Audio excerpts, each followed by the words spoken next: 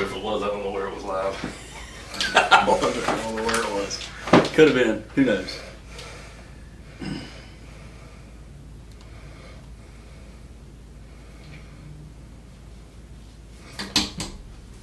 All right, guys, coming to you live from Island Time Studios. This is Tim Lauer with the Tim Lauer Podcast, and today we have a special guest, Senator Chris Elliot, and we're going to be discussing all things entrepreneurship, networking, and Baldwin County community.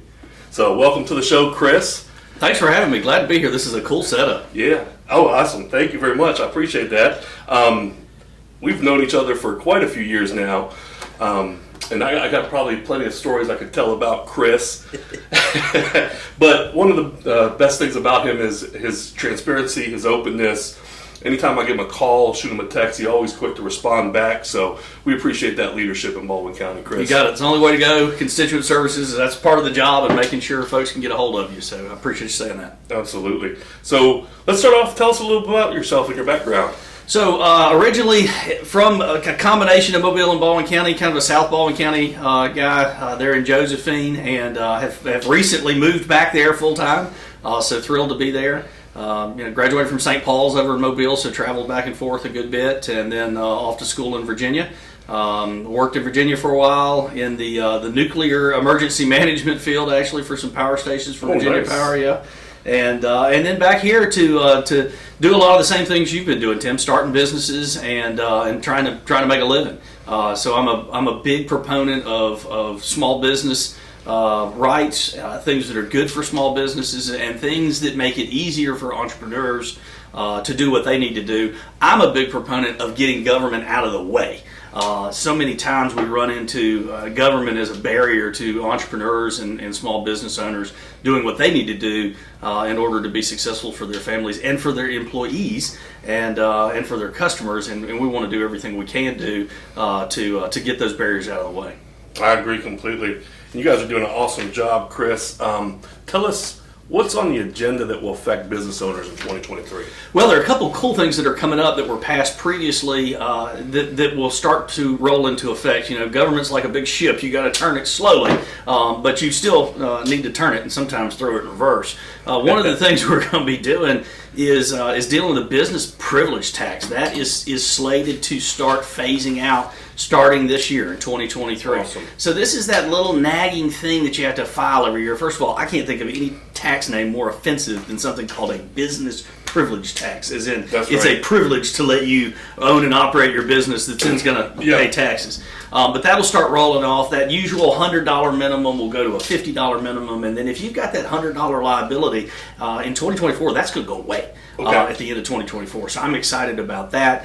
And then the other thing we looked at was this business personal property tax. So most small business owners are going to cringe even just hearing that because they know what a pain it is. And it's usually a complicated form that itemizes every little thing your business owns, right? It's the desk, it's the chair. You and I were talking before we got started. It's the answering machine that was still, on one of my dad's businesses, a list of items that kept coming back. Those types of things get taxed by the state government. One of the things we've done, we said, listen, this is killing small businesses, not just because of the tax liability owed, but because of the expense of the accountants having to fill out the form. Oftentimes, it was hundreds of times the cost of the tax liability in order to just file the return. So we're going to get rid of that. That's going away this upcoming year too. And so I think those are big things for small businesses that let y'all know, hey, we're thinking about you. We're trying to unwind some of this nonsense that's been around for a while. That's awesome. That's great to hear. Much overdue. It is. Much overdue. So what makes our county, Baldwin County, is such a great place to bring your business or start a business? Man, we've got it all. We really do. It's a great place to live, first of all, right? I mean, you've got kids, I've got kids. I mean, we've got great school systems, whether it's the Baldwin County school system or it's Gulf Shores or Orange Beach and their city schools. They're fantastic school systems. The weather's great, obviously, and so that's nice. And you've got all the outdoor activities you could possibly want, and most of them are year-round, right? You can go hunting and you can be in the woods in North Baldwin. You can be at the beach in South Baldwin and on the farm in the middle. It's just a wonderful place to live. And then from a business standpoint, our business climate is overall is pretty darn good. And you see that with our municipal governments and our county government being business friendly. When I was a county commissioner, I always told the folks that worked for me, these are your customers, right? It's not these folks that that you're in the government and they are out there to serve you. It's the other way around. That's right. So it's a customer service thing, and I think you see that in our municipal governments as well. At least that's what I try to instill. Great. What advice do you have for young entrepreneurs? Oh man, first of all, thanks, because you're the engine that makes it happen. You're what really turns this economy. We spend a lot of time focusing on big business. That's what's in the news, right? It's the Novelis project or whatever, and that's great, and it's a big deal. But at the same time, when you look at it from a cumulative standpoint, all these little small businesses and all their employees matter. And I'll just tell you, we, the small business people, are the backbone. What I would tell them is to work hard because it'll pay off. That's right? Absolutely. Don't be afraid of taking on a little debt in order to make your dream come true. Yeah, exactly. That's great advice. And be smart. Learn about how to make that debt work for you. You do a great job with what you put on Facebook about investing and reaping the benefits of that. One of the reasons I'm able to do what I'm doing in public service is because I've done some of the stuff that you preach, and it really does work, and it can create generational wealth. There is no better way to become a millionaire in our society than to be an entrepreneur. That's right. And it is proven time and time again. And anyone can do it. You can, the small business folks out there that are running their plumbing company, their electrical company, their yard business, those guys, they can be millionaires, and it's doable. That's exactly right. I agree completely. I moved down here in 2016, quit my job. We sold everything, and I came down to Baldwin County with $20,000 in my bank account and a family of four. Yeah. And we hit the ground running with the business. And you're so right. Baldwin County was so business friendly. Everything you guys have in place, so it's been great. And it's been, looking back on it, like he said, entrepreneurs take that money and invest it in something that will continue to pay you. Absolutely. And you think about Baldwin County, if you look and you read national stories about recession and inflation, all of those things are true on a macro scale nationally, right? But you look in Baldwin County, we are seeing continued growth. That growth is going to continue. That's going to insulate us from a lot of the things you're seeing nationally. So when I see in the Wall Street Journal this morning talking about a contraction in the rental market for commercial property, right? I look at that and I go, I'm not worried about that. I'm going to go build another office building to lease out, because I think that the market in Baldwin County is going to continue to grow. We've seen that growth year over year over year. Since 2020, the census was last done. Baldwin County grew by over 8,500 people. Wow. It's an incredible growth rate. It's almost 18 people a day. But here's the important thing to note. That represented 48% of the state of Alabama's growth. Wow. In one county.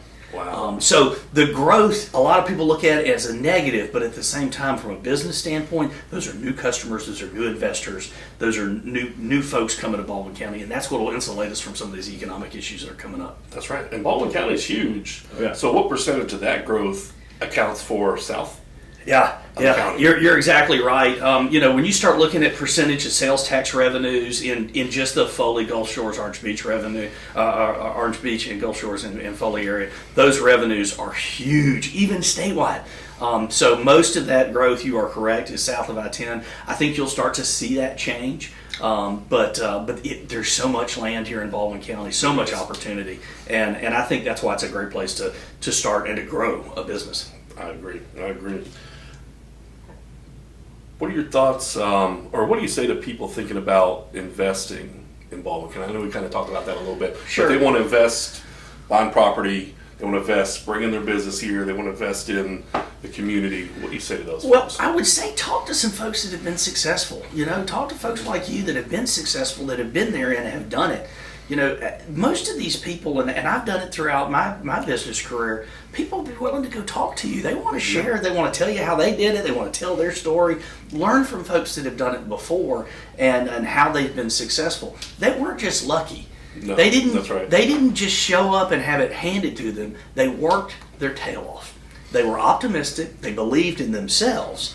And that's usually why they were successful. Now, is there some luck in it? Yeah, absolutely. Yeah, that's right. But I'll tell you, the common denominator in all small business owners I meet is they work hard. And I would tell folks, this is a great place to invest. The growth alone, the natural beauty of the county, the business-friendly environment, it's all happening right here. Yeah, I'm excited for 2023 and beyond. I want to see what comes in the next 5 to 10 years. But you're right, the harder you work, there is luck, but the luck you get based off of that hard work. No question about it. All right. What are your thoughts on the current state of social media censoring? Whew. Man, it's a challenge because you want to make sure that social media outlets are being honest, right? And that you can trust what's out there. But who makes that determination? That's right. And that's the real scary part. The issue for me is, I think, taking personal responsibility for what you're looking at and what you are fact checking. I don't like the idea of some guy or some girl in a room in California saying, "Hey, Tim and Chris can talk about this," or they can't. That makes me nervous. What I do like is Tim and Chris being able to make individual decisions that this app that I'm looking at is owned by a foreign entity who may very well be trying to influence what I'm thinking, and I need to have the personal responsibility to say this is probably fake. Or this is probably a troll, or this is probably some guy in China trying to, or Moldova, or wherever, trying to influence what I'm thinking in a local election. So I think, just as with so many things, social media censorship comes down to what you yourself censor and some personal responsibility. Yeah. But I'm not a fan of any company, and certainly not any government, making determinations as to what you and I can think or talk about. That's right. How much do you think that played into the last few election cycles? It's a good question. There's no doubt. I think there are influencers, foreign influencers, trying to change the way we're thinking about something. Elon Musk, I think, found that when he went to Twitter, that all these different accounts that are not real, or they're run by some foreign entity that's clearly trying to influence stuff. Now the question is, how successful were they, right? I mean, I see stuff all the time advertising something, and I go, well, I'm not interested in that. Move on. I don't know how to gauge that. I know that clearly people are trying to influence us. Foreign actors in particular are trying to influence us. It is up to us to make sure that they're not able to do so. I don't need big government, big brother, protecting me. That's right. As far as what I consume, as far as information goes, I'll get it from a trusted source. I'll fact check it. I'm a big boy. Thank you. Okay. Awesome. Let's talk about school choice. So I know that's coming up as a hot button issue, maybe not necessarily as much in Baldwin County, but what are your thoughts on school choice, and then how's it going to affect our area? Sure. So school choice is an issue that comes up, it's a perennial issue in the Alabama legislature. It's being pushed more and more of late. We've got problems in our public schools when taken on a whole. The good news for us, as you correctly point out, is it's not a problem we have in Baldwin County, right? So we've got great county schools, we've got great city schools in Gulf Shores and Orange Beach, and we have great private schools here too that many folks plan and do go to. But I'll tell you, our real issues are in our inner cities around the state. That's where you see huge issues where I think school choice could be really beneficial to the kids that are trapped in a system that just there's just no way out of. There are barriers. They're set up to fail in those school systems, and it's so sad. It really is. And so many of those issues are societal in nature that, Tim, there's just not a government solution for. That's right. And in those instances, I think we need to give parents the choice, parental choice, to allow them to go do what they think is best for their kids. Now, our issue really comes, and the challenge is in rural Alabama. In rural Alabama, and especially some of the poorer areas in rural Alabama, face similar issues with failing schools.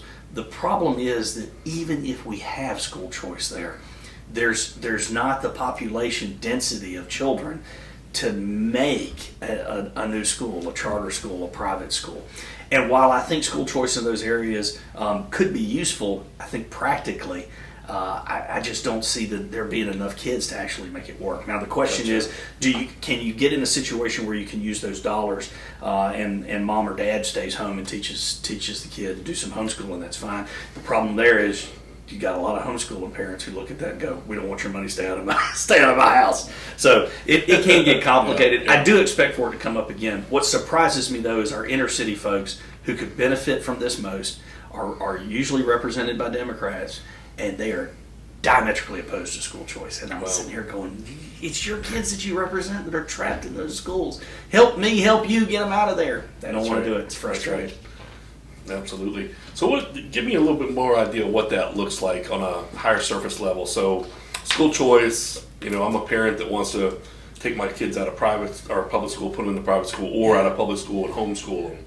What would that typically look like? I know there's nothing set in place. Well, it depends on how the bill's written, but the overarching issue is, and the philosophical issue is, the money should follow the child. So let's say that the state of Alabama is allocating $8,000 a child, that's a rough number, to educate that child in a city school system or a county school system. Okay.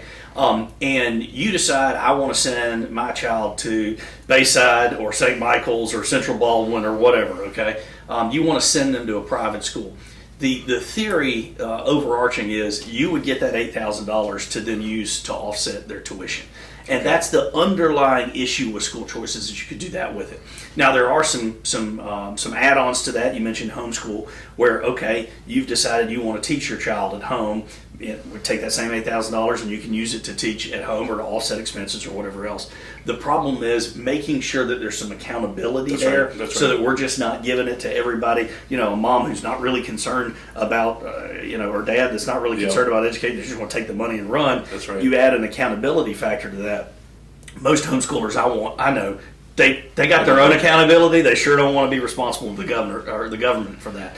So the purest form is, that voucher, if you will, or the money following the child, and simply to say, hey, this $8,000 is yours. You can send your kid to public school, or you can take that $8,000 and go send them to private school.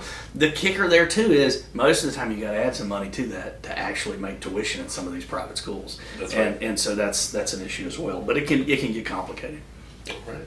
Anything you want to add on to that subject? No, I think we're going to have to see how that bill really kind of moves along and gets out of the legislature. But it got close last time. We'll see how it works. Okay, cool. Any other subjects you want to talk about before we get into some fun stuff? No, go ahead. I'm ready. Okay, all right, cool. We're going to try something new here. We're going to do what's called a speed round. Okay. So these are designed to be answered in one word. Okay. So I may ask you this or that or whatever it is, and we'll just kind of go through real quickly and see how this goes. My first time testing it out. Let's give it a shot. This will be fun. Are you ready, Chris? I'm ready.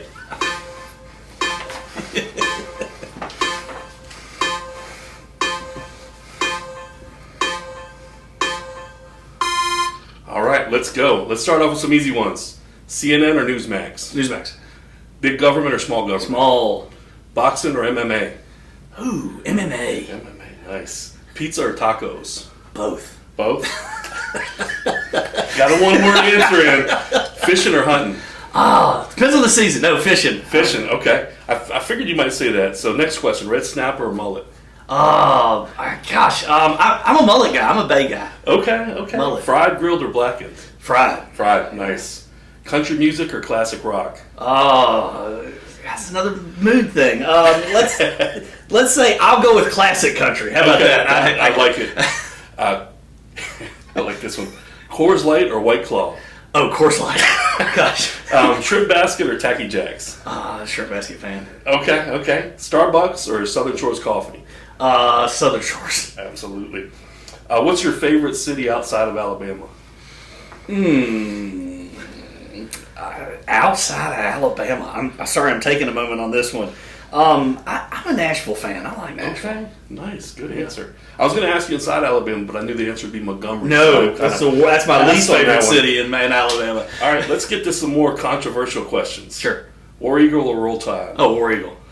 Mark Zuckerberg or Elon Musk? Musk. Starlink, baby. 2024, DeSantis or Trump?